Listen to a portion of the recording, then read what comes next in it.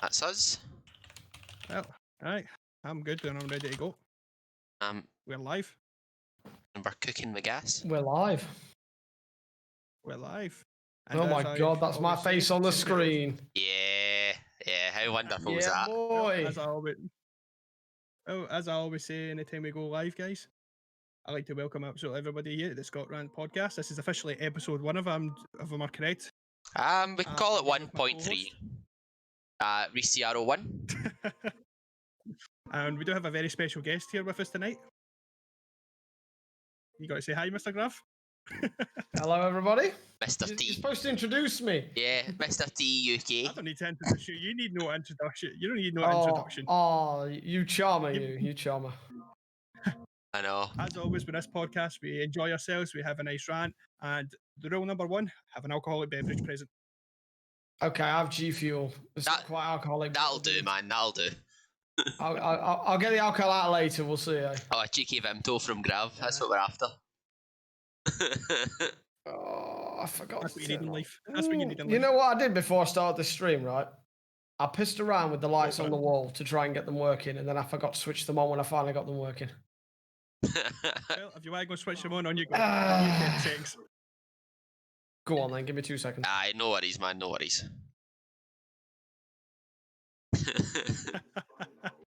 Ah, well. That's funny. There we go. And then mine. Live edits, totally professional. Yeah, I forget how nice that looks, so Grav, to be honest. It's a split colour, it makes it look nicer. Well, as we always say anyway, you're our first guest, Grav, so we'll start off. Thank you very much for the opportunity, gents. Yep, it took us 2 weeks. You can blame Stallion for the last one. It's alright, it's not the end of the world. Not at all. As I said, the last podcast we ended up going into a big rant about PS1 Hagrid, just the pixel art and how back at the time it was, oh my God, this is amazing. Oh God. That's the kind of stuff that we talk about. My massive ass chin and yeah. Look like Jay Leno with a beard. Didn't know where the chin started and the beard ended. Oh God, you have no idea. So it was hilarious. We'll start off nice and simple anyway, Grav, right? Like it's something I want to start asking all our guests, and I want to know the simple question of who are you today? We already know like you're GraviteaUK, one of the better streamers, shall we say, but outside of that, who are you today? What do you mean? How would you define who am I? Who am I today? How would you define it? Have you had to describe yourself to anybody meeting you for the very first time? How would I describe myself? I am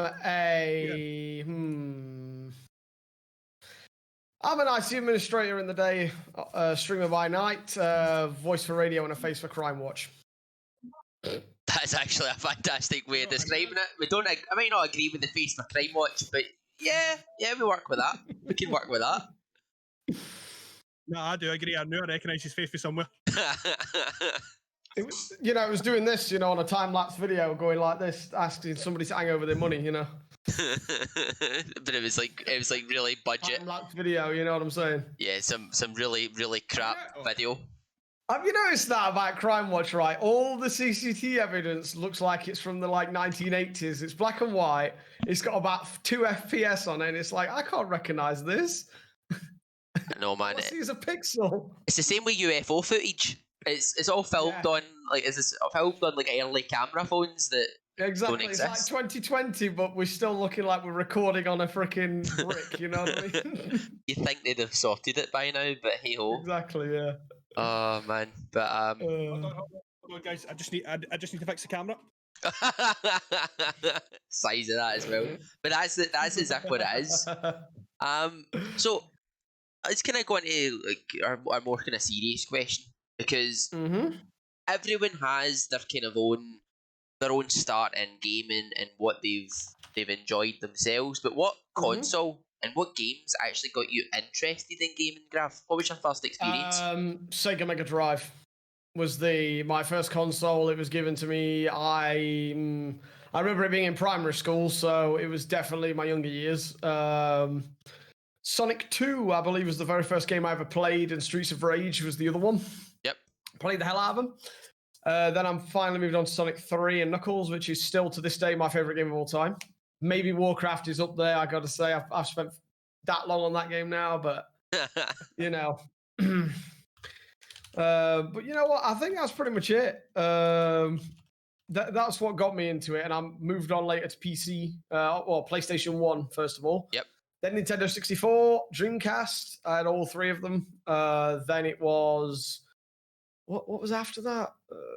Well, it'd be PS2, Dreamcast, it'd be PlayStation 2, and then eventually PC. Yeah. Although I forgot Game Boy. I had Game Boy at the same time as the Sega, because let's be honest, Pokemon Red. Yeah. Nobody forgets that game. I get you. To be honest, everybody had a Game Boy. My first ever Game Boy was the big yellow brick thing, the type of thing you chuck through somebody's window to go and ask for it back. Yeah, mine was grey. Yeah. Mine was grey. See, I was one of those posh kids. I had a Game Boy Color first time round, and that was... That's how you knew. That's how I knew I was getting bullied as a kid. It was lovely seeing Game Boy Color for the first time. I was like, oh my god, it's colour! I know. Oh, it kind of throws you back. It tell you does. what, None of them had backlight. So on you go. I'll say one thing though: all the new generation of kids will never know the struggles of sitting in the car when the screen tilted to try to get the street lights. Yep. Yeah. Game Boy Advance SP was the first one to have a backlight on it. The others before that. Shit in the dark. I think that's one of the things we spoke about one of the weeks before. We're talking about how you had a clip-on light thing with a magnifying glass and a light on it. Yes. And it was. The problem is they were still pretty crap. You still couldn't barely see anything. You can see a bit of it, but you couldn't do it in the dark. But they weren't the best. Ones I would say about that is. One of the worst ones, though, as I would say about that, you had this big chunky Game Boy where you look that way, then all of a sudden it's got this big thing that's right out to your face. I know. Like one of mine's were like I started on the PS1. So what kind of games were you playing PS1 through to PS2? Because that's kind of your biggest console, I would say. PS1. Oh God, so many. I'm trying to think of the highlights of the PS1 era for me. I'll be honest, I played a lot of games, but I don't remember much of it. I'm the same. There's one I remember. It's a bit weird. Like there's one called Street Racer, which was kind of like a PlayStation Mario Kart ripoff. It was by Ubisoft, I believe, back in the day. I remember that was actually amazing. It was an amazing game for a Mario Kart ripoff. It really was. Yeah. What else did I play on the PlayStation? Metal Gear Solid. Yep, I think everyone played that. Yep. I still remember the first time I ever played it, and literally, I remember the guard started following your footprints in the snow in the very first part of it. I was like, "What the fuck? These guys are clever." Yeah. I was like, "How did you find me?" And then you realise your footprints are on the floor. It's like, "Oh my god, he's clever." What else was the Siphon Filter? Yep. Tony Hawk's Pro Skater. Yeah, they were going. Banging. That was god level. Command and Conquer Red Alert was another big one for me. I'm trying to think what else. Digimon World was another one. Yeah, fair enough. Digimon World. The original Digimon World, yeah. One big one I remember from my PS1 times. Army Man Land Sea and Air. Not played that one. No, I don't remember that. It was a literal fact. It was a literal fact. If you remember the wee army men used to get, you were literally a wee army guy. And I'll put it this way, it was one of the first experiences I had with a multiplayer shooter. It was a 1v1 thing, and it was kind of like on a map like Rust. Just the best way I could describe that. And all you did was, it was you and your pals, it was me and my cousin, shall I say. All we did was just shooting the hell at each other with rocket launchers, so we didn't care about any of these other guns. It was just bazookas to each other. I'll tell you another one, International Track and Field, the original Finger Destroyer. I don't think I played that, no. No, you literally, things like 100-meter sprint and stuff were literally done by mashing X and square together and stuff. The faster you press, the faster your person ran. So, like I said, Finger Destroyer, proper button masher. You know what I mean? It destroyed your fucking hands after an hour or two of playing that. I was like, no, not playing this anymore. Can I imagine? Mine was, I remember playing when it was not WWE, but it was WWF SmackDown. That was one of my first games. That was PS2, the one I played on. And then also Pandemonium, a kind of platformer. But I just remember the graphics. I remember the graphics being terrible, and I couldn't beat level. I think it was like level 18. I could never beat. Oh, of course, yeah. And Resident Evil. Resident Evil, yeah, can't go wrong with that. I thought of another one as well. You reminded me of it. Oh, Medieval. Medieval, yes. They're not remaking that. That's another one that got remade. Yeah, they remade that one recently as well. Yeah. It was Yeah. one thing as well. Like growing up, there's no much of an age gap between all of us. But growing up, we all grew up in the single player days, if you want. Yes, we did. And That was one subject that me and you touched on as well 2 weeks ago, was the evolving from how good single players were to now hardly anybody will touch a single player game, but they're trying to Well, remaster people them. touch it, but the developers don't want to make them anymore because Yeah. it's too easy to lace up like it's hard to microtransaction single player games. It's hard to DLC them Yeah. in comparison to a multiplayer game where you can release a set of new skins every 5 minutes. RPGs can do it. Like, for example, Yeah. like, Skyrim's been bled to death. Oh god, yeah. How many like, different consoles has it been on now? It's probably going to be on PS5 and everything. What was it? Was it on PS3 or 4? PS4. Three. No, It was on PS3 as well, wasn't it? it might Yeah, be. Didn't get moved to PS4. Maybe. Tell you right now. You check that, because I don't remember it being on. Google that. I'm wondering if it. I don't think it was on because it came out- 360. That's the thing, is I don't think it was on 360. It was. It was was on it? PlayStation 4, Xbox One, Switch, PS3, 360, and Windows. Oh my god. Well, the My- game- And I guarantee you, they move it to PS5 and It will. Xbox. Same as GTA One X, 5. whatever the hell it is. Yeah. GTA 5's the modern Skyrim. Well, more modern. It's still not exactly modern anymore. Yeah. It's a game that's very easy to just reproduce on another console. People will still buy it anyway, and Yeah. the developers don't have to put any effort into They it. just I wonder redo the what they are graphics. doing though, to be honest. Like Bethesda, what the fuck are they doing right now? It's like We've had- Skyrim's just been moved to that many consoles now, where they don't have to do bugger all. What are they doing? Elder Scrolls Online, and they're working on. That's not Elder Scrolls Online. Isn't Bethesda? I don't Is it? think. Is it not? Is it ZeniMax though? I think so. Yeah. Yeah. I think ESO is obviously the intellectual property Yeah. of Bethesda. They're the publisher of it, but ZeniMax are the developers. Right, So they don't have got to do you. anything with ESO. So Yeah. it's a bit lazy. Fair enough. Because Yeah, they'll have it definitely was, Fran. It'll be on PS5, Fran, Yeah. definitely. Elder Scrolls 6 will probably be the next thing they're working on, but that's only had a teaser and nothing else. That's going to change dramatically, though. Yeah. Now that Microsoft have purchased Bethesda. Yeah. That'll change the way that moves. I think Bethesda will still do it, but if you think they can like release a cobbled together mess that modders have to finish for them, Yeah. I don't think that'll fly under Microsoft standards. I don't think. I think I you're really right. don't think so. Todd Howard's meme of "it just works," I do not think will fly with Microsoft. No, I know, but he's killed it just with the money he's made from those games, and then Microsoft buying them.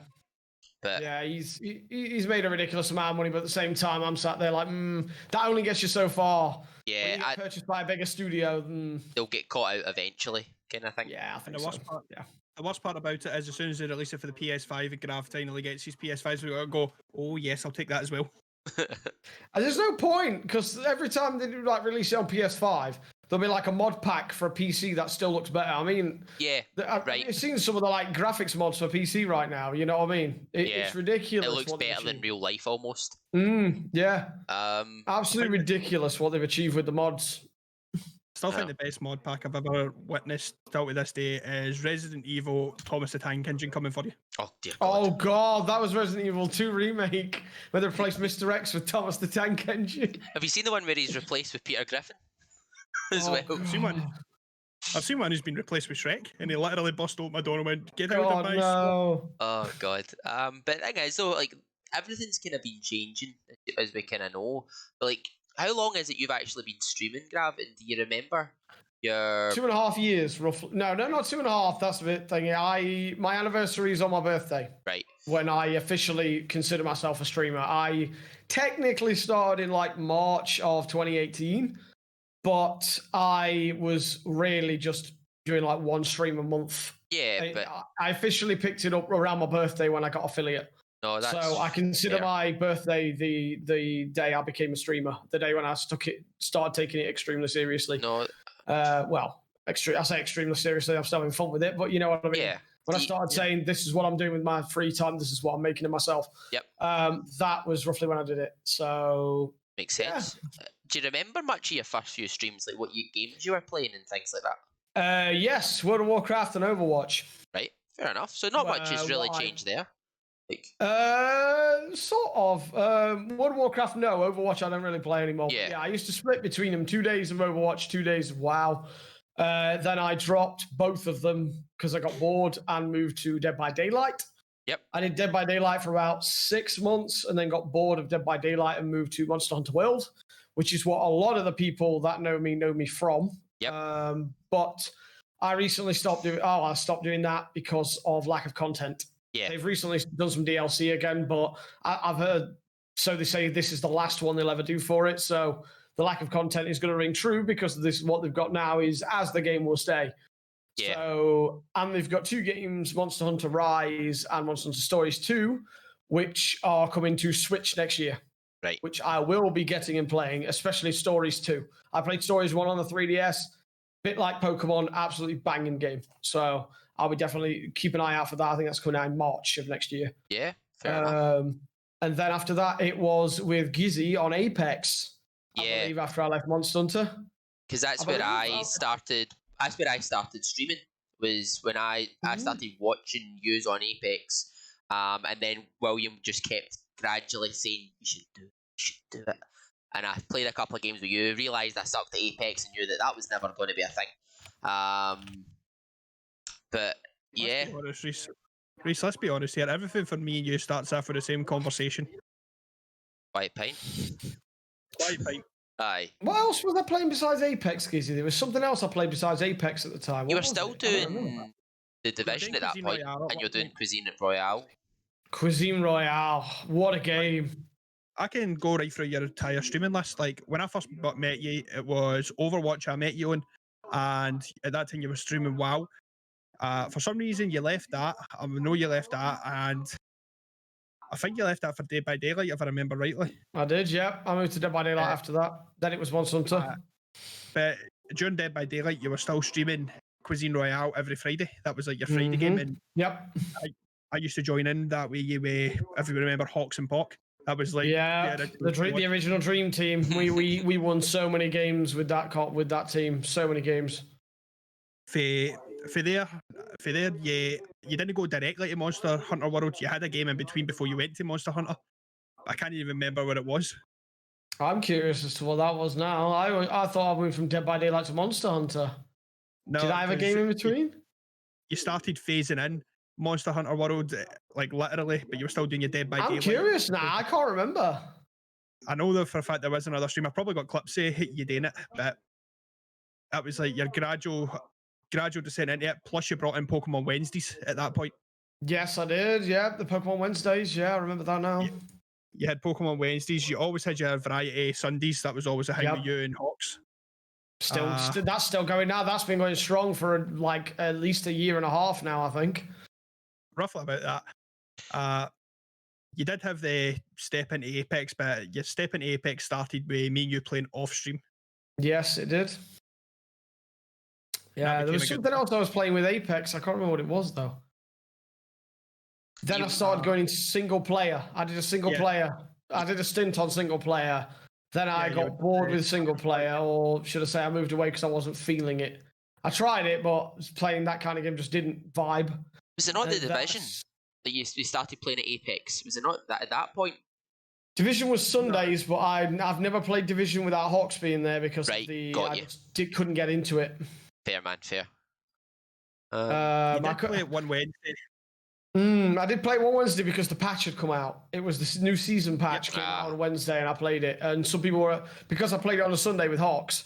Some people were asking about it. They were saying things like, are you going to be moving it? Are you going to be playing Division this week? When the patch comes out, I was like, for one day I'll do it on patch day, and I had a lot of fun with it. It was a lot of fun. Yeah. But again, it's gone back into Sundays now. And yeah, I moved finally back into Warcraft, and I've been basically daily Warcraft Monday to Friday, except for Tuesdays, obviously, and Sunday Division 2 with Hawks. Sometimes it's WoW as well. But that's my main bread and butter now. I'm waiting for the pre-patch to come out. That's supposedly the end of this month. The expansion was supposed to come out at the end of this month, and it's been delayed. Yeah, I was indefinitely. They've given no date at all. They just said sometime at the end of this year. Yeah, that's all they've said. I think it's December because it'll be before Christmas. Yeah, guaranteed. They're gonna wait till after Christmas. It'll be before then. I'm gonna guess last week of November, first week of December. Yeah, I think you might be right. One of my colleagues in my work is a big WoW player, and he was saying it will probably be the first or second week in December. Yeah, I'd say so for certain, 100%. That's actually going to annoy me. I know for a fact before you made the switch over to Monster Hunter World, you did have another game in between it, because that game only lasted like 2 months, and it was because you were trying to transition and like, I don't know what to play. So that's going to really bug me now. What was it? I don't remember. I don't honestly, I remember Monster Hunter, and that's where I really kicked off and picked up. But I honestly do not remember. I do not remember what game it was. I remember Monster Hunter. I remember finishing DBD, and I remember Monster Hunter. But if there was something in between, I don't remember what it was. It might have been Cuisine, you know. It might have just been that. It might have been Cuisine. I remember I had a stint playing it. It might have been Cuisine, you know. Thinking about it might have been Cuisine. I stopped playing it because of what was it? There was a reason I stopped playing Cuisine. The guns were kicking like hell, and Nokia definitely wasn't Fortnite. Gravel jump off a bridge. It was Fortnite. Kia, you. Wait, I'm a mod in this chat. Where's my ban button? Get banned. Do it. Get banned, Kia. Get banned. Like, so obviously you've had your kind of swap as times went on. Yep. But like when obviously I thought you were actually streaming longer, to be fair. But how's Twitch's streaming changed for you? How does it compare how does it compare to today? And since I started? Yeah. A lot has changed in the streaming world, not just with how people stream, but also with things like the tools available to you. Yeah. Like when I first started streaming, you had 3 emotes: 1 tier 1, 1 tier 2, and 1 tier 3. As an affiliate, that's all you had. Yeah. Right now, if you get subs, you can obviously go anywhere up to 5 emotes as an affiliate on tier 1. That was 1 when I first started streaming. Things like founders badges didn't exist. The mod view, which you have when you're a modding chat, didn't exist. The channel points didn't exist. Dr.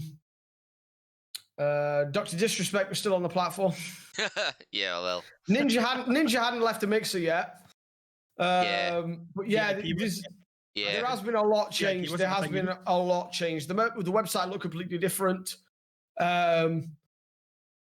Twitch as a whole, in the way, the diversity of the games people play has changed a lot. Like when I first started streaming, like Fortnite was the top of the list by about 200,000-300,000 views. Yeah. Like if you go to Twitch right now and look at browse, you've got just chatting, but if you look at the actual games, you've got CS:GO at 234, Fall Guys at 206, Modern Warfare 196, League of Legends 157, Among Us 141, Fortnite 135. You got quite a cluster of games at plus 100,000 views. When I first started streaming, it was Fortnite slap at the top with about 400 to 500k viewers, and then the nearest to that I think was League at like 200. There was not a lot of diversity when it comes to the viewerships, whereas now there's a lot more to it. You can listen to music and not worry about anything. I was going to make a joke about the DMCA claims, which, by the way, guys, I got the beta access to the new Twitch thing. I got the beta invite today. Do you guys know about that? No, we've not seen anything about it. Twitch have started their own sort of like program you can download, and it has a library of songs on it. I think they, as far as I'm aware, you don't pay for it. They do. That has a bunch of music you can play without DMCA claims. That's pretty good. A bit like Twitch Sings is, but they have other things. I know Monster Cat and a couple of other big vendors are involved with it as well. Yeah. So I signed up for the wait list and they sent me my invite today. I haven't obviously had a chance to set any of it up yet, but they sent out the invite today. So yeah, no DMCA claims. Like Fran said, VIP wasn't a thing either. Yeah. That's a question. On the topic of Twitch, and let me know. Place for asking a question. The new unban request you can send to mods. I never even knew that was a thing either. Yeah. What do you think of the new unban request you can send to mods? I think it's a good feature as long as it's implemented correctly. Is it one request each ban? You only get one request. Yeah. Yes, you do. If you basically, what they're doing is, if somebody gets banned from your chat, they can press a button and type a message to request an unban. As long as it's implemented correctly, it's an amazing feature.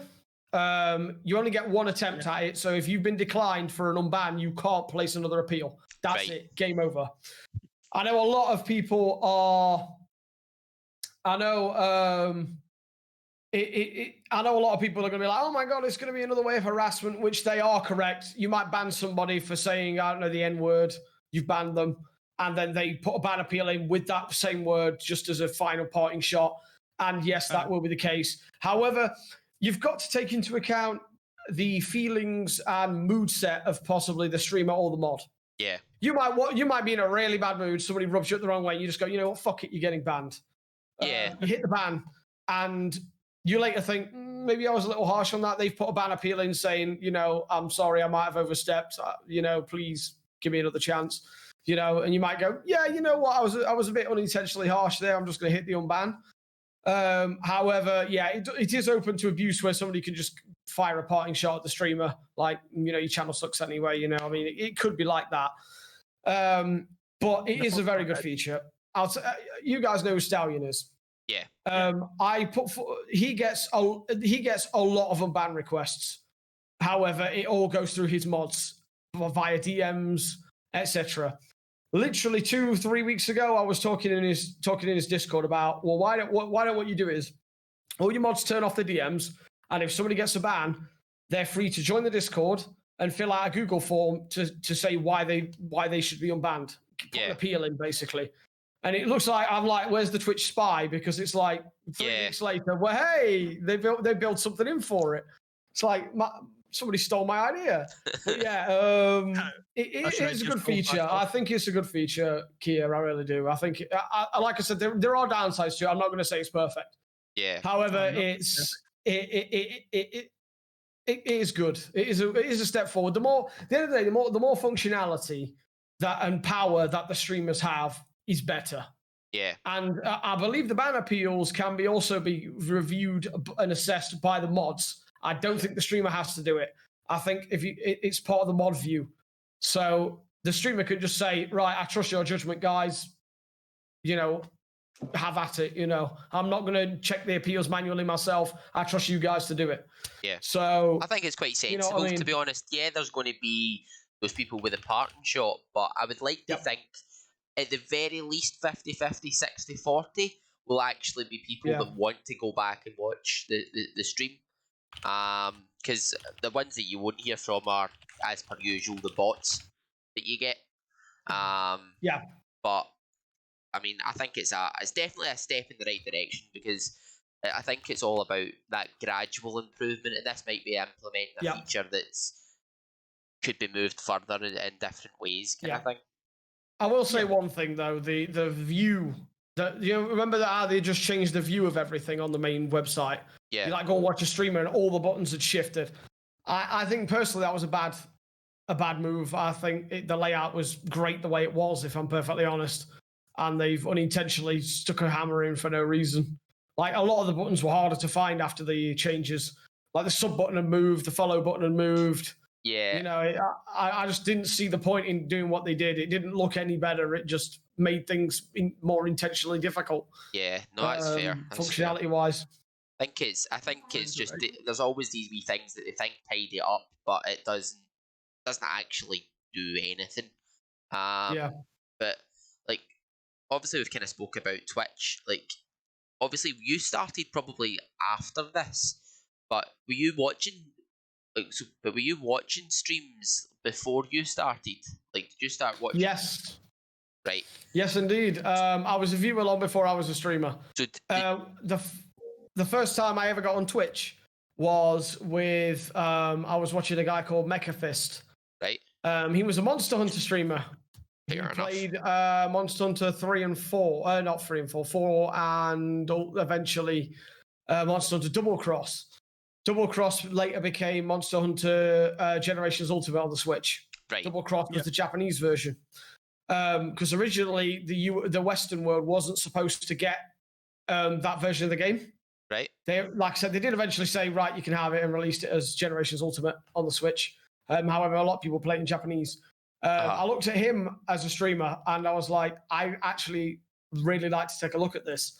And in the end, I thought, right, I'll give it a shot. And you guys both know Omega Mario. Yep. We actually met inside Mecha Fista's stream. Oh, fair enough. Mecha Fista's stream was where we actually met. We knew each other long before I became a streamer. I'm not even sure he was a streamer at that time either. He might have been, but I think he was a bit more casual than he is now. Yeah. But yeah, we both met through watching another streamer, which is a weird thing. No, that's fair. That's fair. That is weird because I never even met a Mega Mario until you started streaming Monster Hunter World. Yeah. Because on you go. Oh, carry on, mate. I was going to say, did you think that the YouTube gaming boom, see 2014, 2017, do you think that had a knock-on effect to Twitch? Obviously, Fortnite was the kind of big thing, but do you think that when people started watching a lot more gameplay, and as that kind of declined, do you think that those people then moved over to watch stuff on Twitch instead? Do you think? Yeah, possibly. I mean, as much as he's different now, PewDiePie was sat at millions of subscribers for his gameplay and let's plays long before he started getting into music and stuff like that, and news and all the other bits and bobs he does these days. Yeah. So yeah, it's quite possible that there was a boom on YouTube with the let's plays. Then of course later on it moved on to Twitch. Twitch started to really pick up. Well, to be fair, it's been picking up since obviously it became Twitch after Justin TV. Yeah. But yeah, I think Twitch has really started to sort of boom in the last probably 5 years, I'd say. And obviously the Titans like Ninja, Dr. Disrespect, and things like that. They are not just known within the gaming community anymore. They are known outside of it. You know what I mean? You could show somebody that knows very little about games a picture of Ninja, and a couple of them will probably still recognize him. Yeah. No, you're right. They might not know him by name. They might just go, oh, yeah, it's that guy who games, but it's... Yeah. As much as we could turn around and say, we hate some of these people, I know for a fact you don't like Ninja because of some of his ethics and stuff, but he did put gaming on the map for a lot of people. Oh, he did. He did for a lot of people, yeah. I know a lot of people, especially younger people, have now got into gaming because of because of watching Ninja and play, and watching Ninja play Fortnite.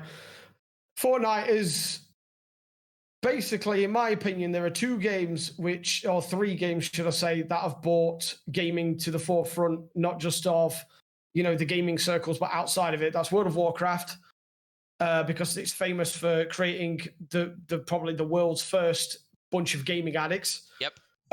Grand Theft Auto, because it made news because people it were us, basically. Us as teenagers were playing this game that was rated for 18s. Yep. Stealing cars, killing hookers, all that kind of stuff. It made news for all the wrong reasons. It's like usual Saturday night in Glasgow. Yeah, exactly. Do video games inspire violence? And they'll straight away be like a small gameplay footage for Grand Theft Auto. And obviously Fortnite is the bigger one of this generation. Yeah. So just talking about GTA there as well, man. I just keep getting the image in my. I just keep getting a Family Guy image in my head. Yeah, play Grand Theft Auto for 8 hours, then we'll try driving again. Yeah, exactly. Yeah, exactly. But well, it's a well-known fact, right?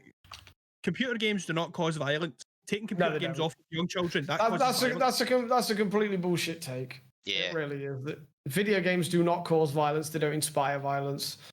You know what I mean? There's a small portion, that may take what they see in a game and take it seriously. It doesn't mean the game inspired them to do it. There's already, in my opinion, a psychological problem there long before they picked up a control pad.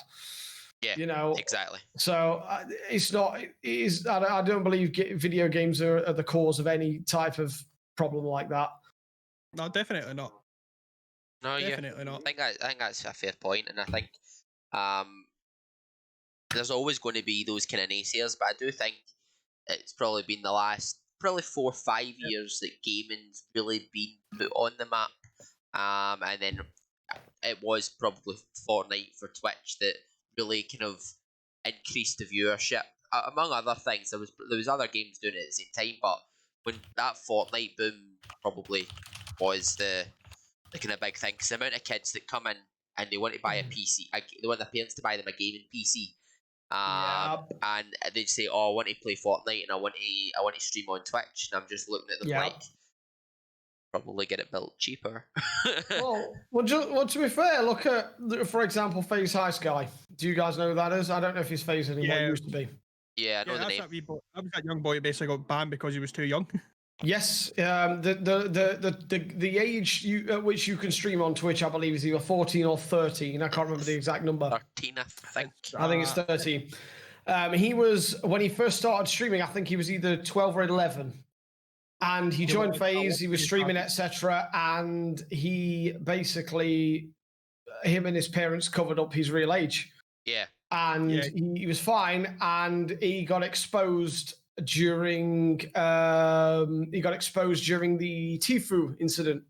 Yeah. Where he basically brought out the fact that he was, the fact he was trying to get out his contract, that FaZe was stealing 80% of his revenue, etc., etc. And that was when that came out. I think it was Tfue that mentioned it. Like, High Sky's not even 13, and Twitch immediately latched on to that and was like, holy shit, he's not. And then bang, he got hit with the ban hammer. I can't remember what he did. I think he moved to YouTube because the age restriction for YouTube, I don't think, was there. Yeah. Or it was lower. I can't remember which. But yeah, he moved over. But yeah, he did get banned. I don't think there is the age restriction there, because I'll just use my kid for example. She watches a lot of videos with a lot of younger children in it, and it's like doing stupid things like live streaming is different to a pre-recorded video though. Both the audience is there, you're live, everything you do and say is immortalized. There's no editing, there's no changes. Once it's there, once it's on the internet, it's on the internet, and that's it. So the demographic and the way it plays out is a whole lot different on I think it live streaming than it is YouTube. I think same as Twitch. I think it's parental supervision. Hi, Mom.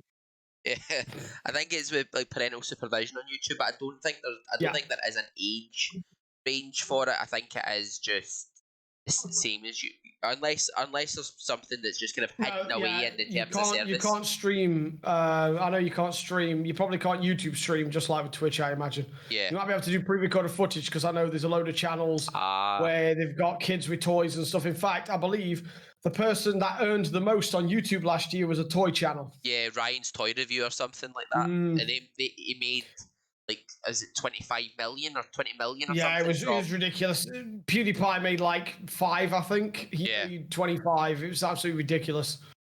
Crazy. But yeah, that's only with pre-recorded. I imagine if you're streaming on YouTube, it'll have the same restrictions as Twitch or very close to it. Yeah, you might be right, actually. You might be right. You've obviously swapped your games. You've kind of spoke about the games that you have played, but like, how did you find the content that worked for you? Have you just always played games that you've enjoyed, or has there been more kind of... I know it's a cliche, a lot of people just say, oh my God, you stream what you want for what you love. It is true. It's a cliche, but it's true. No, I mean, you can tell that though with you. You can tell that with your content that you're actually enjoying it. Like, exactly. That's the thing. You can tell when somebody's playing for views and when somebody's playing a game they actually enjoy playing. There's a very visible difference in how they interact with the audience, how they interact with the game. It's very, very noticeable when somebody's not having a good time and they're just trying, like, a lot during the Fortnite boom. There were a lot of people. I mean, did you guys see the rant by Summit about it? I don't think I did. I think I probably have. Yeah, Summit basically openly admitted that he hates the game and he's only playing it because that's all he can get views with right now. And that was the time period I spoke of in like 2018, where Fortnite was just dominating the Twitch ladders and you could not get views anywhere else. And that basically is saying, I hate this game and I can't wait to get off it. Dr. Disrespect was the same. He hates Fortnite. Yeah. He played it. He openly admitted, this is the only way I can get views at the moment, so I'm going to have to play it, even though I despise the damn thing. He eventually moved away to PUBG, I think. He moved eventually, just said, went to PUBG. Yeah. And then so did Summit and different bits like that, And Apex. So I remember watching Shroud, and he was streaming PUBG, then the whole Fortnite boom happened. He played a full week of it, and every time he was playing it, he was like, this building's this, I don't like this, just calling the game out for absolutely everything. After the week, he went back to PUBG. So playing what you love is far preferable for your own mental well-being, if anything else. over playing something that will get you views. Yeah. There's lots of games out there that like you go and play certain games, and you're going to get some views out of it.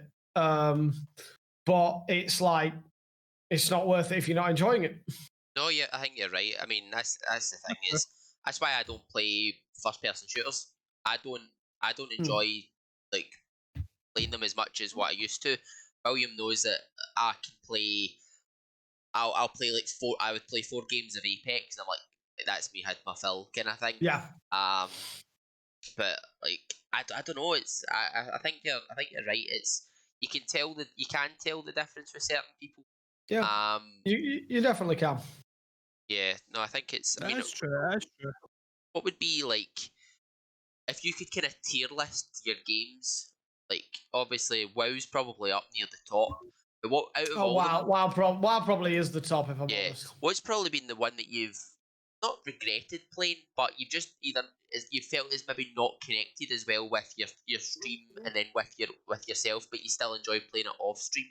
What would you say? Yeah. That's actually really hard, to be honest. A game. How would you describe it? A game that you feel you've enjoyed, but you feel it's not connected with you when you're on stream and with your like audience. Oh right. Let me think about that. What would I say that I love playing but didn't really connect with me on stream? Well, to be fair, while you're thinking about that, the one thing I'll point forward, like I say, I've known you now well over 2 years, almost for the start of your streaming, like properly streaming. There's never been a game that you've played that you haven't managed to connect through people. There's been a games you've played that I know for a fact you have hated, and you've only done it because it's what you're known for at that time. And well, me and you've had really good conversations about it, but I don't think there is a game personally that I've seen you play that you've not managed to interact with. There's been a game. Oh no! I can get down with anything. Yeah. To be fair, I'll use Dead by Daylight. Destiny 2, that was the game. Destiny 2, yep. I knew for a fact they come back. I did play a bit of Destiny as well, yeah. Destiny 2 was a lot of fun. Sorry about that. No, it's, you remember me. I did have a lot of fun with Destiny, I did. But, it's a game I couldn't play forever. Yeah, that's fair. Yeah, the one thing that I do remember was you did turn around and admit it on stream that you do enjoy playing Dead by Daylight, but you're not getting the same enjoyment out of it as you did when you first started playing it. The only thing you really started to really enjoy that is when you were playing Survivor with your friends. So that was literally Dead by Daylight is a very polarizing game, as anybody that's played it knows. The problem is it's a 50-50 toss-up when you get into that game, whether you are going to have a really fun game or a really shit one. There is no in between with that game. You either have a really good one or a really bad one. And if you have a really bad one, it is bad. You just want to be done with it. You know what I mean? It's like you end up as a group of survive with friends. You're playing for a bit of casual. You're doing memes. They're jumping in lockers and shit for some fun. And you end up against a killer that wants to go full sweat. You are gonna have a really bad time and not have the fun you want. But it happens the other way around. If you're just playing a bit of casual killer, you rank 15, which is quite low, and you're basically getting up against a bunch of people that are literally out to grief the killer. You are going to have a terrible time, and it's not fun.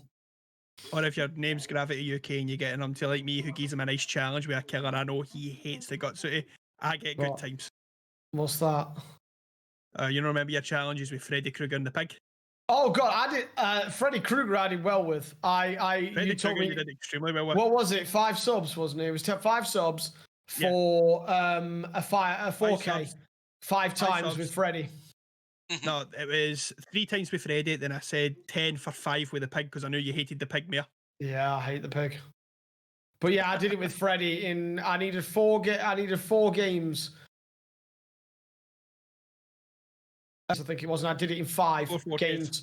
It was supposed to be a long night, but I didn't because I built the dirtiest, sweatiest build ever. You became the thing you hate. The survivors just want to.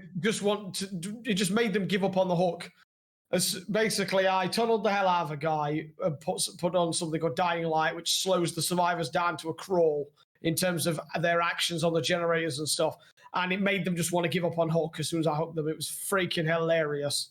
It was dirty. I felt dirty for doing it, but 5 subs is 5 subs. So yeah, man. You know, I can go right into a full topic about this, like all the memories and that. Like one of my very first ones was the night me and Slappy kind of broke you for the very first time. Oh, that was Overwatch.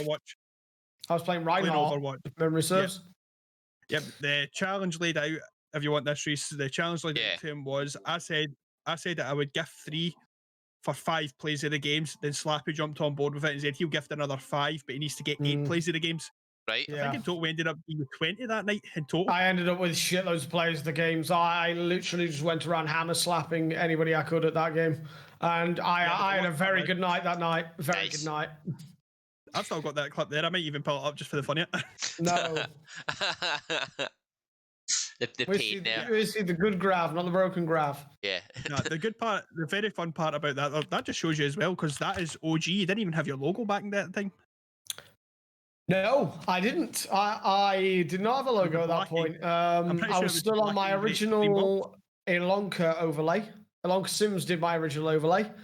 I had that. Then I moved on to, I got my first logo and overlays done by Dawn Lex. Yep. And then now I have the one by Malice, and that's the one I'm known for. Yeah.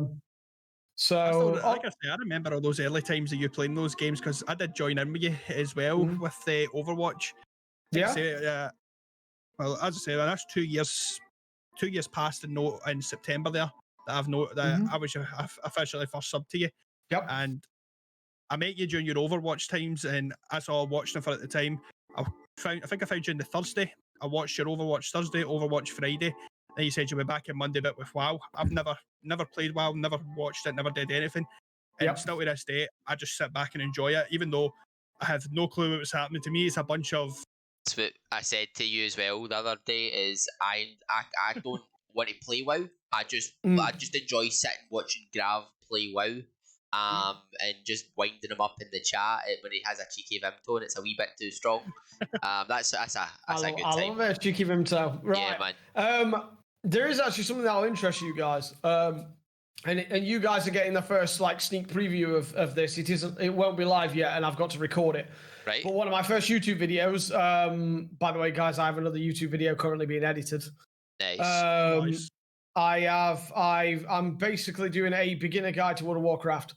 So the first video will literally be about, servers and the various different races on World of Warcraft, to give some people a bit of an insight to know exactly, it's for beginners. So they'll know exactly what to expect when they log in and exactly what they're looking at. And then obviously as the time goes on, the second one will probably be based on, you see my interface on my screen, what you're looking at. Yeah. So it's teaching you what you're looking at. Because I know a lot of people that have come in and say, I don't know what these numbers are, and I don't know what buttons you're pressing, but it looks fun. Mason, what do the numbers mean? Yeah, exactly. Yeah. So I'm going to be breaking down everything you see on my screen. Nice. And teaching you exactly what they all are. Yeah. This is an abilities bar, this is a health bar, target bar, all the various different, what the numbers mean. I'm going to be breaking that all down and basically giving everybody that needs it a beginner's insight into what they want to do. Next one. That's I'll awesome. just say exactly what I said to you the very first time I watched WoW. I have no idea what's happening. I don't want to know what's happening, but I like the pretty colours. Yep, that's it. That I play MMOs, so I've got a rough idea, but I just, because there's so much content with WoW, I just couldn't face it. I don't think it's one of those ones. I know what you mean. Yeah, because I don't have that kind of time to grind the ever-loving hell out of is it 15 years worth of content nearly, or 12 years? Oh god, yeah, it is, yeah. Yeah, I thought as much, but I'll be honest though, the way WoW operates is that literally that when the next expansion comes out, the other content becomes legacy. Yeah, and you think you'd have 15 years of content to grind, you really don't. Everything like except for the current expansion is legacy content, and you'll breeze through it. Right, because obviously you get a leveled character to just before, yeah. So it's like you got level 1 120 or whatever it is now. 120 is the maximum. If you buy the game now, you'll get a boost to 110, I think it is. That's it, yeah. So you basically go straight to the current content. With the pre-patch, they're lowering the level cap back down to 60, which is what it was in the very original game, which is also now known as WoW Classic. They're squishing it down because basically the numbers are just getting too big. Yeah, it's getting stupid. So they're doing that and essentially catching everything be back a bit up. Like exactly, yeah. And they'll probably start building things back up again. They're going to hit the reset switch and then start ramping it back up. Because obviously everyone's characters will be so power leveled that they whatever they build. Yeah. Basically, it'll take 18 hours. They've already said from the PTR build, it will take 18 hours to go from 1 to the maximum level, which will be 60 in the pre-patch. Yeah. Right now, leveling it 20 hours will only get you probably 2/3 of the way there to max. You'll be at level 90, level 95, maybe 100. You've still got another 20 levels to go after that. So yeah, it takes maybe a day, just over a day to get to max level now in terms of play time, so 24 hours. Right. So it's going to be cut down significantly. Oh, fun times. It's fair. Were you always World at War, or did you start off at RuneScape like most people? I started RuneScape. Yeah, I did. I'm waiting for that RuneScape stream, Grav. I did say that to you ages ago. I want that RuneScape. I'll do one. If you really want to see me do RuneScape, I'll do RuneScape. I actually made a character on old school RuneScape about probably a year ago now. And I went for level 1 because I had to make a fresh character all the way to about 110 with over 100 quest points in about 2 months. Right, okay. I went fast. I went all Sonic, gotta go fast on that. Gotta go fast. Gotta go fast. I literally had my first experience with RuneScape. What? I remember my first experience with RuneScape. I was playing it with one of my good friends at the time. I don't really talk to him as much anymore. I see him every now and then, but not as much as I would like to. Me and him, he basically taught me everything I knew about RuneScape. Battered the game up, did everything that needed to be done on it, and then all of a sudden, because of the whole switch from old school to the new one, I lost everything because they did that whole. In a sense, anybody who was inactive for X amount of time lost everything. And I think I was inactive at that time for about 6 months. Well, they moved everything to RS3. All the original characters automatically got moved to RS3. Then when they bought old school RuneScape out, everybody had to start again, basically. Yeah. But the game isn't what it was. The game itself is, but the players are not. People are more experienced with the game now and play it completely differently to how it was played when we would have played it. Yeah. So it's a lot different. The game is the same. The players are not. It's played differently. And don't get me wrong, it's probably advanced quite a lot in the way it's played. People are all about efficiency of leveling and stuff like that. Like here's the most efficient way to do everything. I was always the miner and smelter. Like I was mining. We had a clan of about 80 at one point. And it was just a case of we were actually we were a PK guild, and we went in and we used to basically run like 1/3 of the wilderness, and it was like it was our zone because we just went for like it was like went around. Yeah, that's a lot different now as well. PvP. If you watch somebody now, if you watch a PvP or RuneScape now, it's very complicated. It's a constant like weapon flick, prayer switch, armor switch.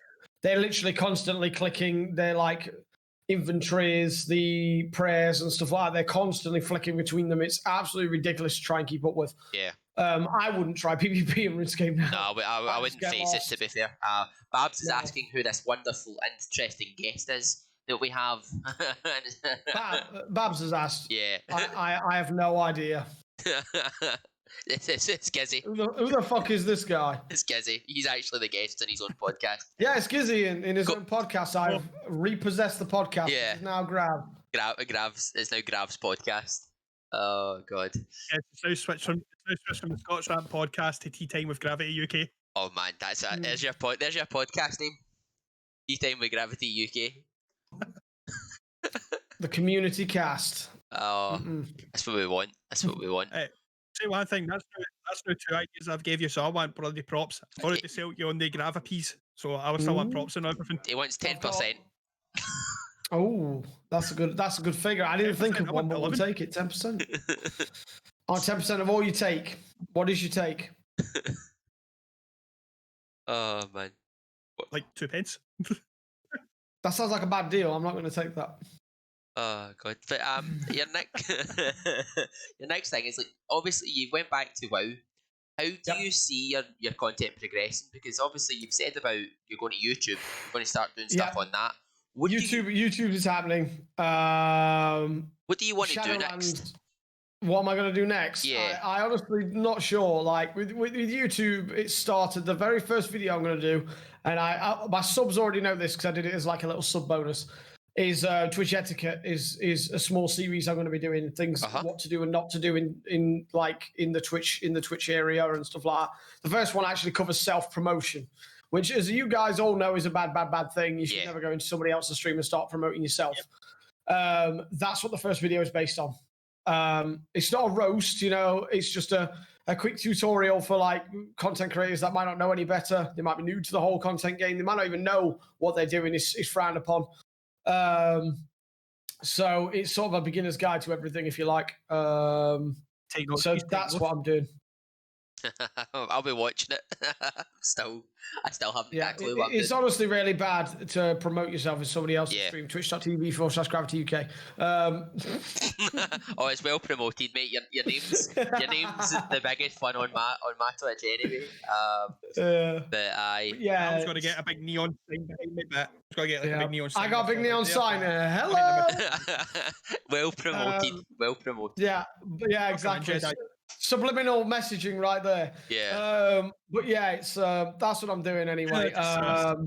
Shadowlands is where it's all going to kick off, though. Yeah. Because Shadowlands is where I'm hoping to get as many players into WoW as I can. Many people playing it, and we're going to be doing groups for new players. We're going to be doing dungeons, casual raiding, probably the odd battleground. Might even have a PvP night where we just go into random battlegrounds and start wailing on people. That kind of thing. So that's what I'm.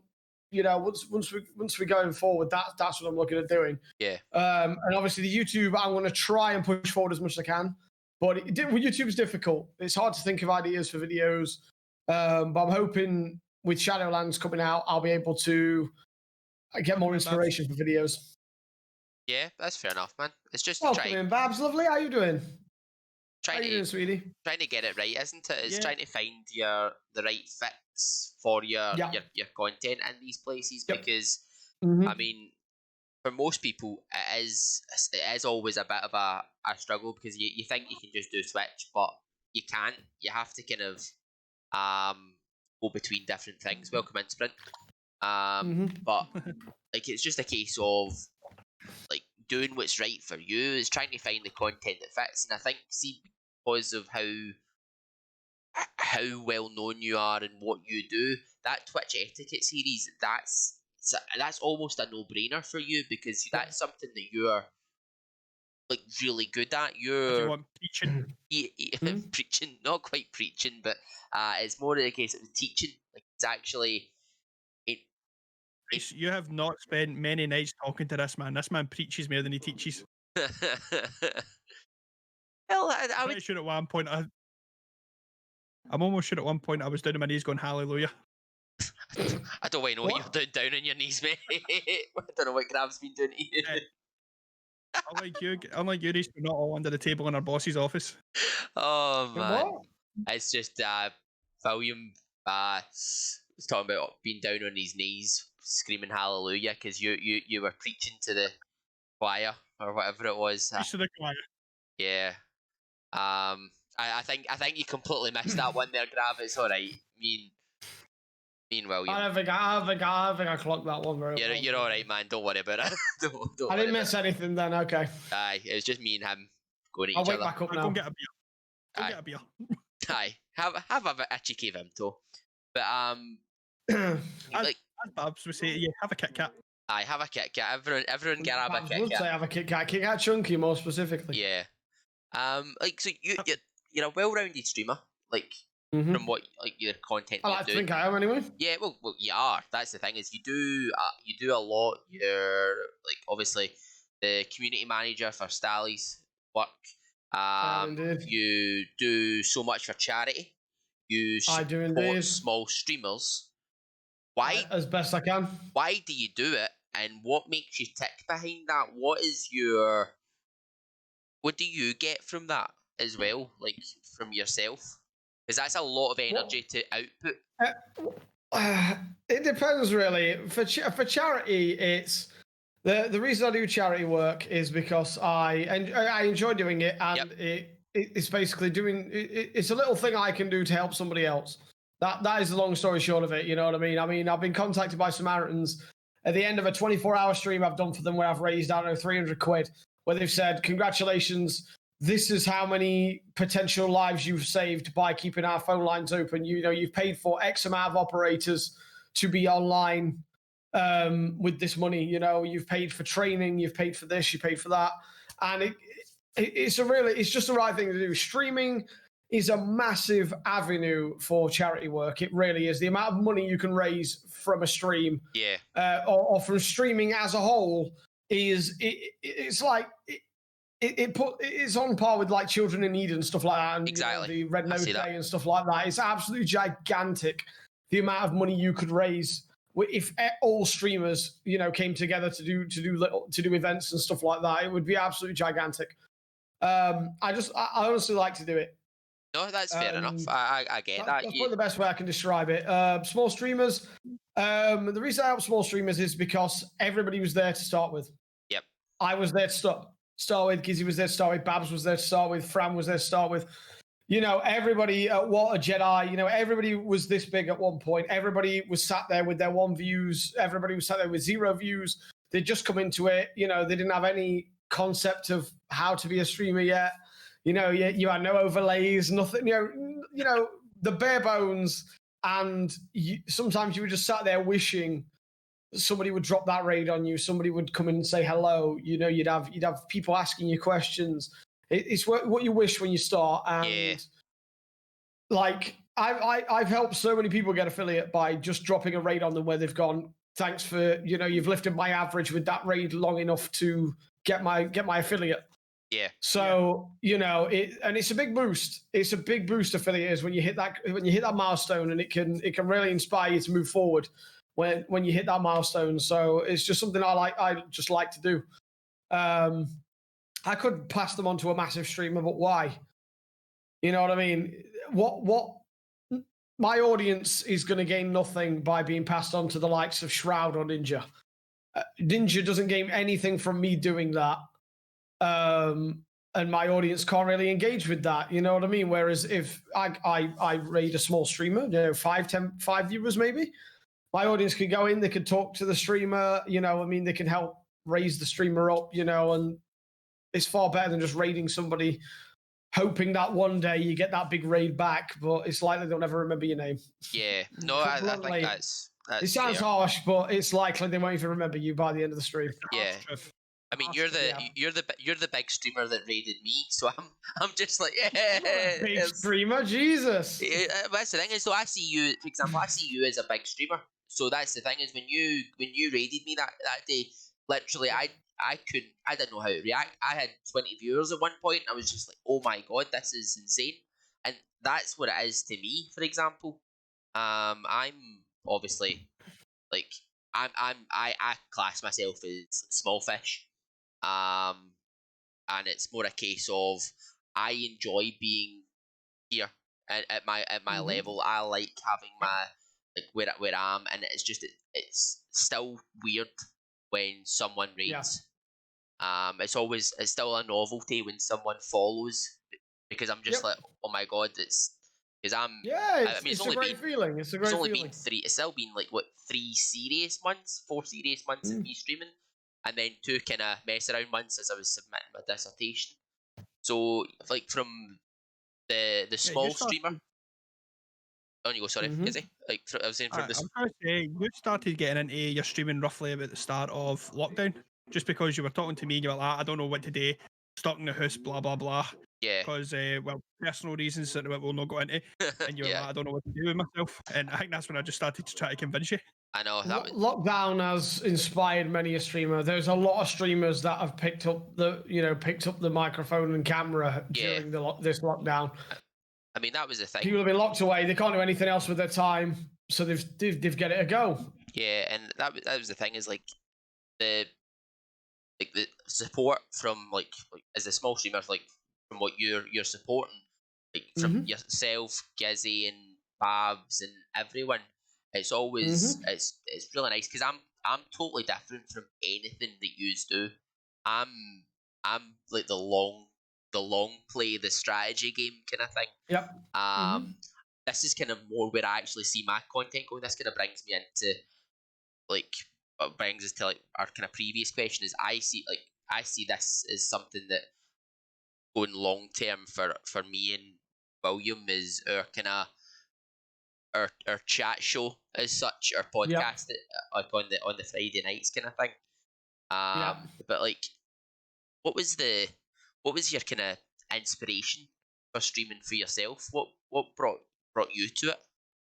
What brought me to streaming was actually up until I started streaming, I had very how should I put it? I wasn't very good at interacting with other people. Right. I had very, very poor people skills.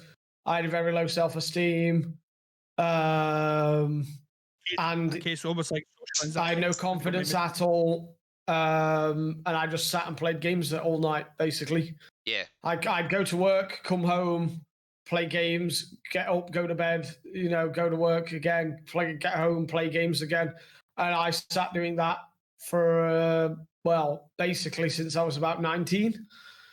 And I decided, I looked at streaming, and I looked at, it's an opportunity to put myself out there like I have, but without leaving the sort of comfort zone of my house. Yeah. And I'll be honest, now that I've been a streamer, I'm far more outgoing socially. Yeah. Even outside of stream as well. Like I attended events like Twitch London. Yep. I was going to attend TwitchCon this year before, obviously, COVID, et cetera, and I'd have never, ever done that as I was previously. I'd have never attended anything as big as a convention. I would never have, attended events, parties, all that kind of stuff. I would never have bothered with before I became a streamer. Yeah. And it honestly, it's helped me meet so many awesome people. Gizzy being one of them, Babs, and a bunch of other people that I could probably name that I've met through streaming. Yeah. There's loads and loads. There's obviously there's Babs, Gizzy, Kia, Fran, Peggle. Loads of people I've met through streaming that I'd have never met otherwise. It's a very social thing, though. That's the thing. If you don't realise how social streaming is, you know what I mean? Because like it's like you get into a community with like-minded streamers as well. Exactly. Yeah. And you start to hang out separately from your stream. Yeah. Exactly. That is one of the main things I love most about streaming, is the fact that it is such a social task and has a massive social aspect to it. And it does really bring you out your shell. You know what I mean? If you're willing to just let yourself go a bit, streaming can really run away with you, if I'm honest, and it has done with me. When I first started streaming, I was like, I never want to make a career with this. It's going to be a lovely hobby. It makes me less socially awkward. It brings me out of my shell a bit, socialize. It helps me make more friends. And I never want to make a career of it. Lo and behold, 2 years later, and I'm now in the mindset where I really want to make something of it. Yeah. Where I prefer streaming over my actual job. I'm not the kind of person that's reckless, and I'd quit my job without streaming being able to support me, of course. Yeah. But it's something I do want to do, and I've been trying my damnedest. You guys see me all over my even communities, Twitters, socializing with people. I'm trying my best to push, towards making that dream a reality as best I can. And that's even that. Think about that as well. Don't you go finish off what you were saying, Gav? No, I'll finish. Go. As I was going to say, speaking about that, kind of spirals us into the next question as well, because well, we both know, and quite a lot of people know about your grind towards Hype Unit. Yeah. How do you feel that benefited you, and are you still going to apply again next time it's opened? Ooh, that is a solid question. I'm not gonna lie. The grind for Hype Unit was massive. It exposed me in a way that I'd never really been exposed to before. I literally it was a constant running at full bore, putting on as much content as I could. As you guys know, unfortunately, I wasn't successful in the first instance of trying. That doesn't mean I won't try again. However, I'm slightly hesitant. The reason is, if I want to be recruited into an organization, I want to be recruited on the merits of my content. So I want an org to approach me and go, "We really like you, your content, your vibe. We'd love to bring you into our organization." Yeah. Rather than me going, "Hey, pick me." You know, it's a bit different. I don't know. I think there should be a bit of both. Exactly. You should know the ones that you would prefer to go for. Yeah. But obviously, you shouldn't have to. I think, and it's no offense to Hype Unit because it works for them, but the amount of free publicity they got, like I like the analytics behind things. I was looking at how many before when I originally wrote these questions. I looked at how many retweets they were getting, how many, and obviously and now that they've recruited, it's all dropped. Yeah, don't get me wrong, they're still pulling massive social. They're still killing it on social. RCs give you a shitload of groundswell. They really do. Yeah, the amount of impressions, retweets, likes, all that kind of all the analytics you get from a recruitment from an RC is absolutely huge. It really is. But it's still Hype Unit is still one of my goals. The other one would be Aura United. I seen that tweet. Was it today or yesterday? Aura United have been made by her name's Ashton Carlisle. She was originally trying to get into 100 Thieves. Is when I first saw her, and then when she didn't get in, she moved away and made her own org. And it's honestly, it was one of the better orgs I've seen. They've got such a really good vibe on social media. They're more like a collective. They're more like a very good collective. Like they've got a talent manager. I was doing research. They're an organization a bit like a stream team. They're not in esports. They're a stream team, but they're still an exclusive. You can't just join, and I don't think you can fill out an application. Yeah. If they want you, they will talk to you and get you to join. I was thinking about going in anyway, but recently they recruited Marty and Wizology. Yeah. Which are both ex-Hype Unit content creators. Right. And that sort of solidified the fact that I would definitely consider them a viable, target as a goal to get into. But it's definitely Aura and Hype are my two right now. Oh, that's fair. I did get an offer from another org, but I decided Aura and Hype are a better fit for me. Yeah. So I stayed as a free agent. I mean, that's the thing is, I'm not gonna lie, you're killing it as a free agent. To be fair, that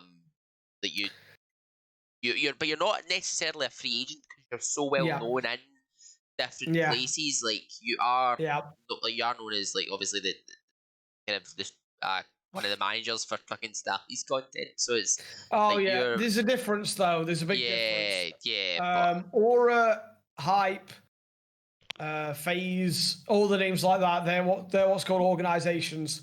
They're generally exclusive. You can't just get into them. They normally do esports as well as content creation, and like you said, there's talent managers, social managers. They usually involve. They've got a line of merch. They've got managers. They've got all sorts.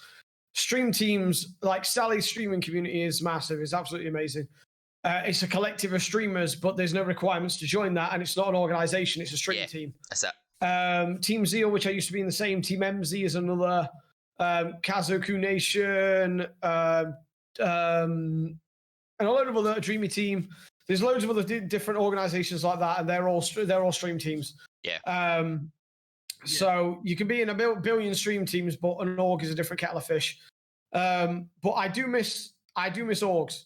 Yeah. I'm a free agent, and I'm okay with being a free agent. But I do miss the atmosphere that comes with orgs, to be perfectly honest, which is why I tried for Hype Unit. Hype Unit's an amazing organization I'd love to be a part of. But I kind of miss the atmosphere. You don't get that with stream teams. There is an atmosphere with stream teams, but it's a different type. It's got a different feel to it. And obviously, I left Mythos. I still love Mythos to bits, but I decided I wanted to branch out on my own for a bit, get into my own stuff. Yeah, that's fair, man. That's kind of thing there. But yeah, so you're thinking just that's your current goal, and you'll just see what kind of comes up and is the right fit. That's the kind of the way you're operating just now. Yeah. No, that's fair enough, man. That's basically it. In terms of that, I'm hoping. I don't know. I'll never say never on an RC again. I'm not going to say I'll never do one. However, I would prefer it if I got got a message to say, we really love to, have you in our organization. Yeah. Would you consider it? I'd like to be, someone we've seen your content, we like your vibe, rather than it just be, try and make the loudest noise to be noticed. Yeah, I think that's fair. Who can bang their drum the loudest, basically. Exactly. Yeah, and I'll never say I won't do it again, because if somebody like Ori United did an RC or Hype Unit did another one, the chances are I'd still try. Yeah. But I'm hoping before things like RCs happen again, I will get a chance to get in an org myself without me needing to do all that work again. Yeah. Mm-hmm. I mean, I'm still happy to riot. Like I did say that when if no Grav and Hype Unit, I'm still happy to riot for you. I'm sure there's a lot of people that reached out and said, you know what I mean, like, you did so well, better luck next time. There's a couple of people that reached out and said I can't believe you didn't get in, and it's like, well, I said that's just the way the cookie crumbles sometimes, Yeah. But that doesn't mean I failed. It just means I need to try harder next time, or try something different next time. Yeah, that's it. That's all you can do, isn't it? It's just approaching it slightly differently. Yeah, a lot of people were vouching for me during that time. Every post I made about Hype Unit, people were replying to, like, vouch. Even like Mythos, for example. Like, I had Kia and Econ, which are the two of the managers and owners in Team Mythos. All of which were rooting for me to get into Hype Unit, which was absolutely amazing to see. So it's, what I mean, better luck next time is all I can say on that. But I'll have to try all that harder next time. No, that's fair. That's fair. What were you going to say there, William?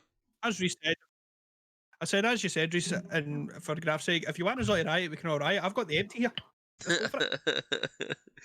We're Scottish. You are from Scotland. It's kind of what you do, isn't it? Yeah, something like that. No, it's usually bucket balls. I'll get my kilt on.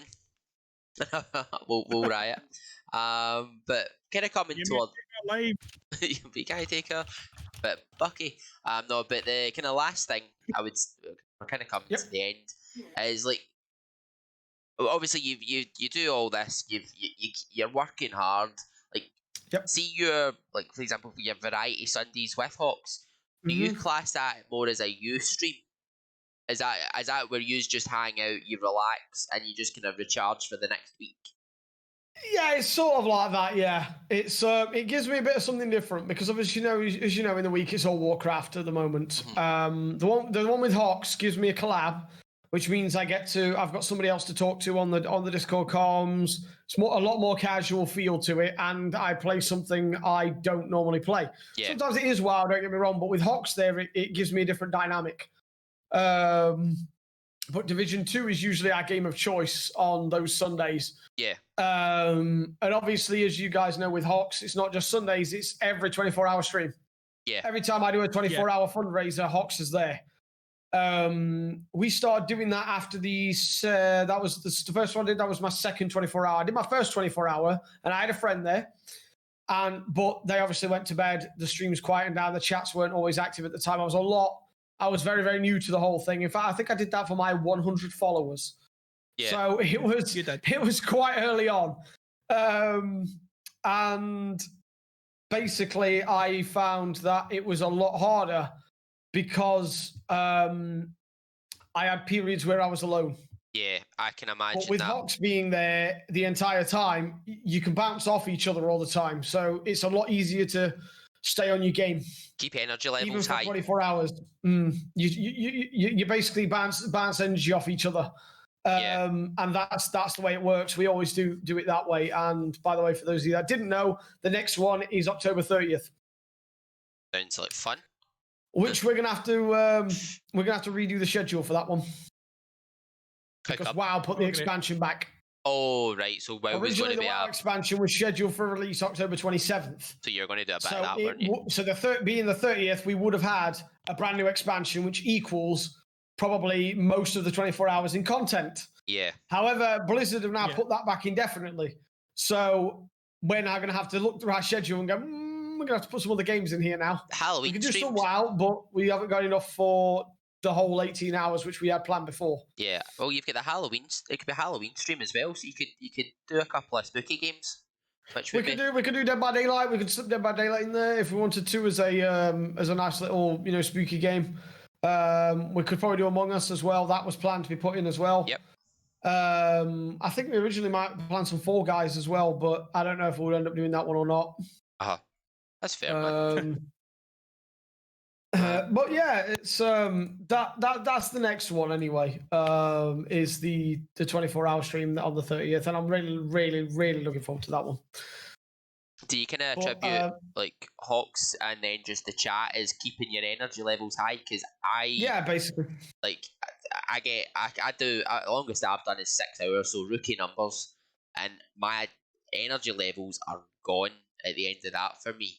It hits people differently. Like, for example, Babs, bless her, she does 12 hours, and that's a barrier. You know what I mean? That's her wiped out, and everybody's different.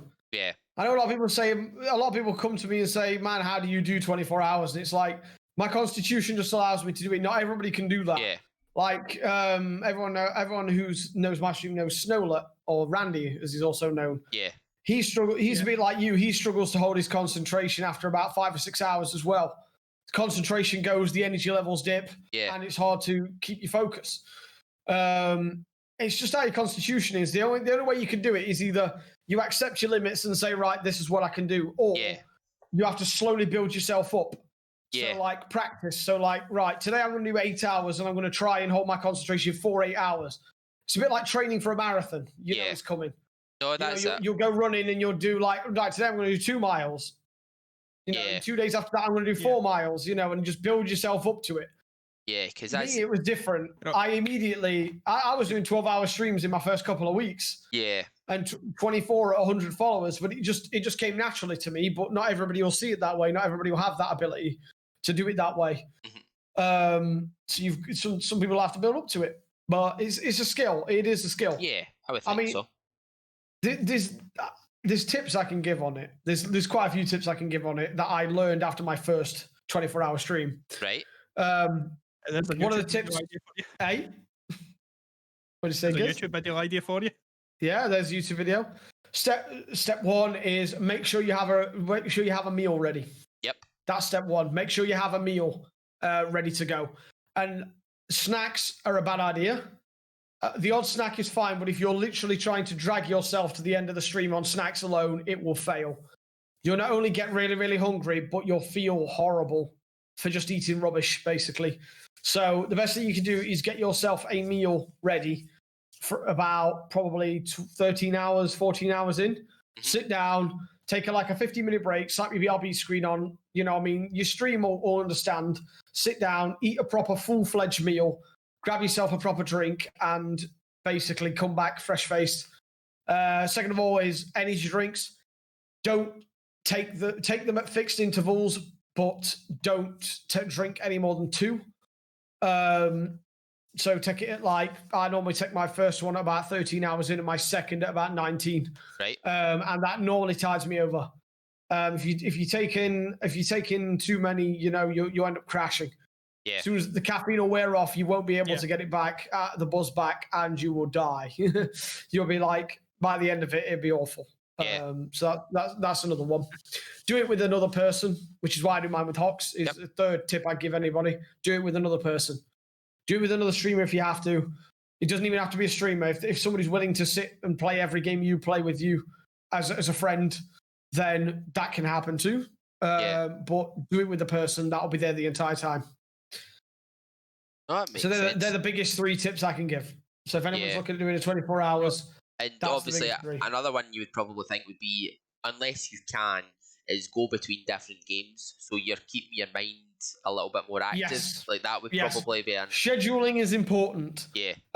Don't schedule a game that requires massive activity at the end. Yeah. Because if you do, you won't have the energy to do it. But at the same time, don't schedule a game that's too relaxed. Like I think it was 2 24-hour streams ago. Me and Hawks did The Forest. And because of how slow paced that is, I was like, by the end of it, I was half dead.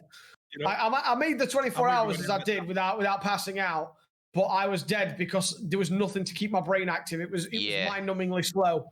It's a good game. Don't get me wrong, I'm not saying the game's bad, but at that particular point in the stream, having a game that doesn't require you to use this will make you'll be dead on your feet.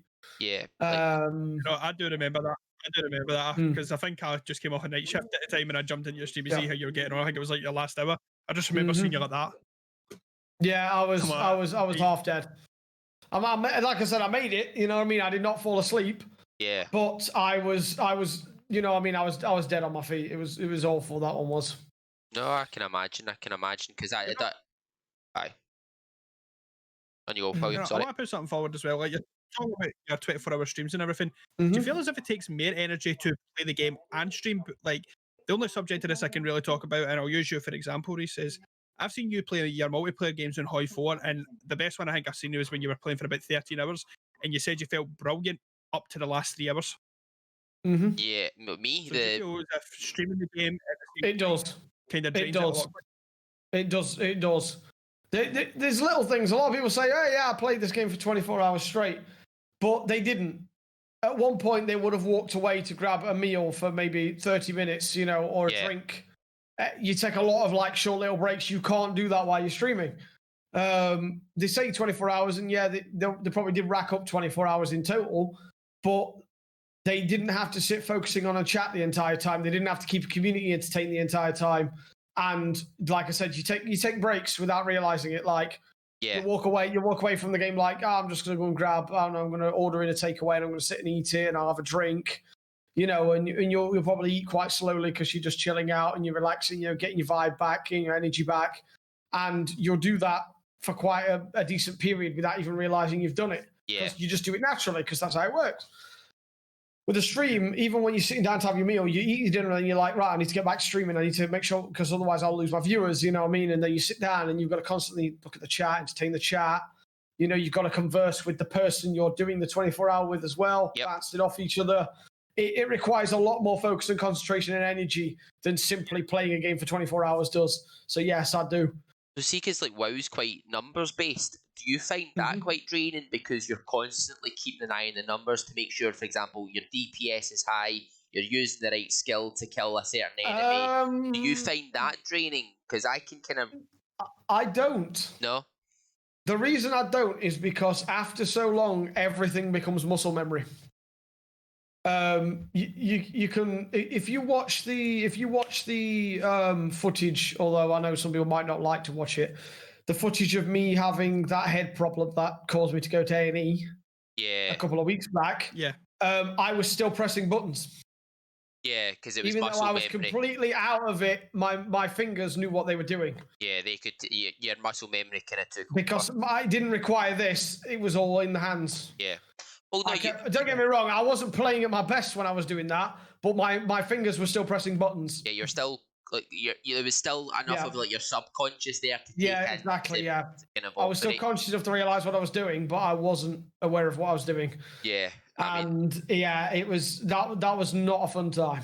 Yeah, because I think I came into that stream like late on, and people were talking about something, and I was like, "Holy shit. What have I kind of missed? And it's basically what happened was I woke up about, what was it? I woke up at about, I had a nap. I was really tired. I hadn't had a really good sleep the night before anyway. And I woke up and went back. I think I went for breakfast at Weatherspoons, nice. then went back to bed. I woke up with a bit of neck pain and it was back at my neck. And I sat down, started streaming, enjoying it. And then all of a sudden, at I think I was doing my Rudon, an instance at the time. I was doing some DPS and the pain just it just radiated up my spine to the back of my head. And then my head just felt like a basketball. It was it was a weird feeling. It was like, I've never felt anything quite like it. And after that, I was completely disorientated at the time. I had no idea what the fuck was happening.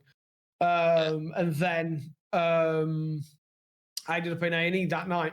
Luckily, JD Mac was around to take me because the A&E guys told me not to drive, or should I say the 111 service guys told me not to drive.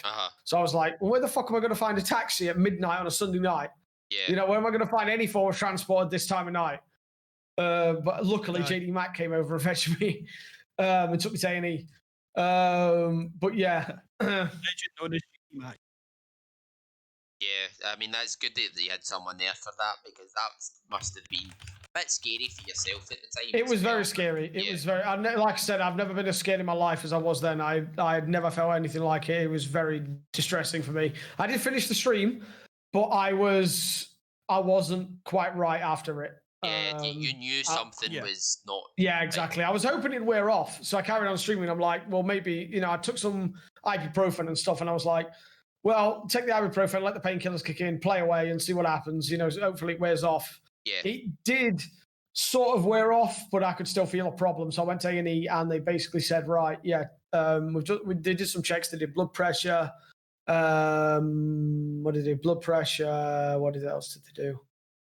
Blood pressure, heart rate. They checked my spine at the back of my head. What else did they do? They did something with my eyes they shone a light in my eyes to check my eyes as well. Yeah.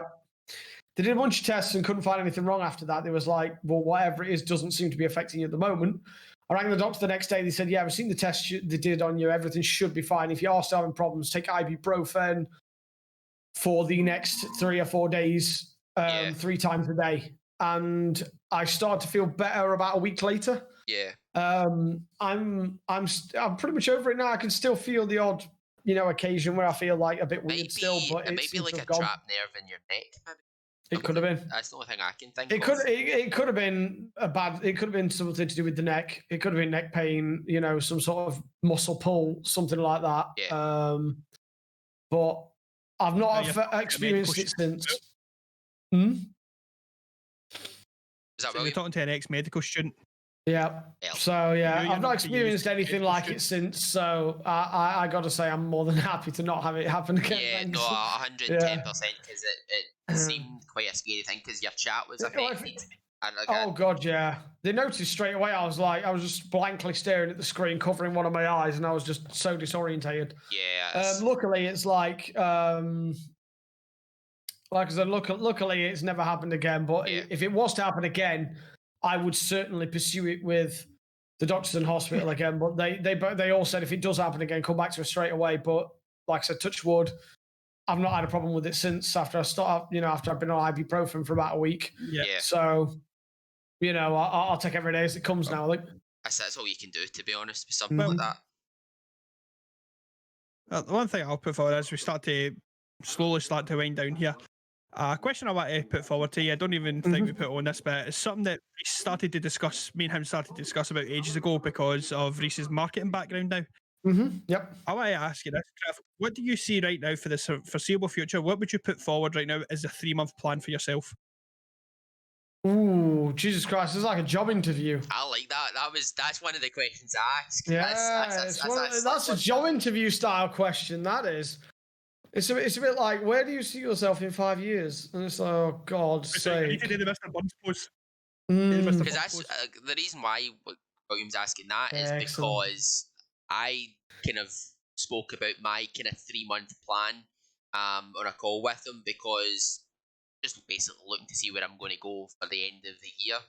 And that is kind of one of those things, is you just start talking about it and you think to yourself, where can I take this? What can I do?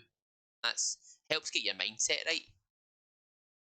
Because if writing it down is the kind of main thing, because it helps you visualize your goals. From my standpoint as like a marketer, it's a case of you can visualize what you're wanting to achieve. Basically, writing it down is actually the first point. Well, I actually did. Yeah. If you look at the next 3 months, roughly is to the end of the year. Okay, it's including in January from this point, but it's the end of the year. Yeah. And I put it up on the Twitter on what exactly I wanted to do. Hype Unit or Aura United. Yep. I'd love to be recruited by one of those at the start of the year. Regular uploads to YouTube. Yep. So I'm hoping, like I said, the WoW content or the Twitch etiquette series takes off, and then even if it doesn't. Find some inspiration for future YouTube content. Third of all is increase my average viewership by 5. So I'm hoping to get an increase in viewership over the next 3 months. That one's not going to be easy. I think the regular YouTube uploads is realistically the only one within my power. Yeah. The other two are in the hands of, obviously, viewership is in the hands of your viewers, and the recruitment is in hands of the org, not yourself. There's stuff you can really do yourself. Well, you can obviously you can improve yourself to increase your viewership, but that's it's still not in your control. It either works or it doesn't. You know what I mean? It's not what you might in find your control per se. Is if the YouTube content works, that might pass viewers obviously to I'm Twitch. hoping so. And then also a body of content might help your recruitment further with an org, and that's it. Is you're doing what is necessarily is kind of the right thing, and it's just a case of it's grinding it. That's it. It's grinding it, making sure that you still enjoy doing what you're doing. Exactly. Yep. It does help you touch base, because you'll sit there, you'll make the YouTube video, and you'll be like, "Yeah, I really like this," or you'll be like, "I don't actually find this fun," and that'll change your perspective as well. YouTube is a whole different ballgame to Twitch. It's a different universe. It really is. It's a lot different. It's hard. It really is hard. YouTube is a lot harder than Twitch in terms of the way it works and everything else. Twitch, well, I say harder. That's probably the wrong wording, but YouTube works a lot differently. It has its ups and downs. Twitch and YouTube have their differences. Like with YouTube, you can make a video, edit, whatever at your own leisure. You're not doing it in front of a live audience. You know what I mean? That kind of thing. You have a lot more freedom with it. But at the same time, editing is a long task. It's a lot harder to just do editing. So it swings and roundabouts. Yeah, no, that's fair. That's a fair way to look at it. But yeah, I think. Any other questions, Reece? I think that kind of wraps us up to where we kind of see ourselves for the podcast. It's been. I mean, I'm not gonna lie, Grav. It's actually been great having you on. It's great hearing your perspective. Fantastic being here, dude. It's been great having your perspective on these things. Anything else you want to add, William? Not at all, Grav. Not at all, Reece. Grav, anything you want to add? Even plug yourself if you feel free. Yep. Well, I've already plugged myself, but yeah, the one thing I do want to plug is the charity stream on the 30th. The 24-hour stream with Hog is for charity.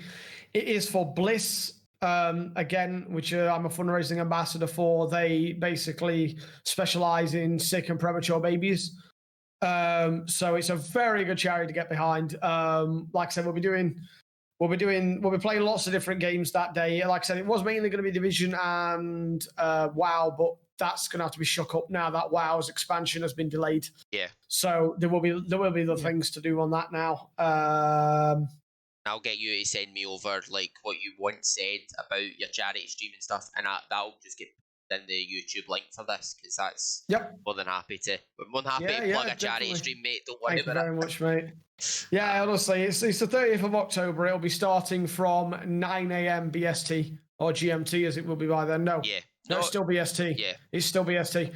Normally, I start at 10, but Hawks, the Americans change their clocks after we do. Right.